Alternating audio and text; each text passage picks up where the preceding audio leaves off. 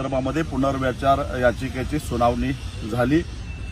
राज्य सरकार, वणतारा आणि नांदणी मठाने संयुक्तपणाने भूमिका मांडली की नांदणी मठाने 7-8 एकर जमीन वणताराच्या देखरेखीखाली माधुरी हत्या आणि इतर हत्तींच्यावर सुद्धा चांगल्या पद्धतीने उपचार करण्यासाठी जागा उपलब्ध करायला तयार आहे। महाराष्ट्र सरकार त्याच्यावर लक्ष ठेवून असेल तेव्हा सुप्रीम कोर्टाने माधुरी हत्तीला वणतारामध्ये पाठवण्याचा जो निर्णय दिलेला होता तो बदलून हाय पॉवर कमिटीकडे जाण्याची परवानगी द्यावी आणि हाय पॉवर कमिटीच्या आदेशानुसार माधुरीला पुन्हा नांदणीमध्ये आणण्यासाठी प्रयत्न करावेत। यासाठी ही याचिका दाखल झाली होती। आज सुनावणी झाली आणि सुप्रीम कोर्टानं हाय पॉवर कमिटीनं सगळ्या वस्तुस्थिती समजावून घ्यावी आणि माधुरी हत्तीच्या आरोग्याची काळजी करून योग्य तो निर्णय घ्यावा असा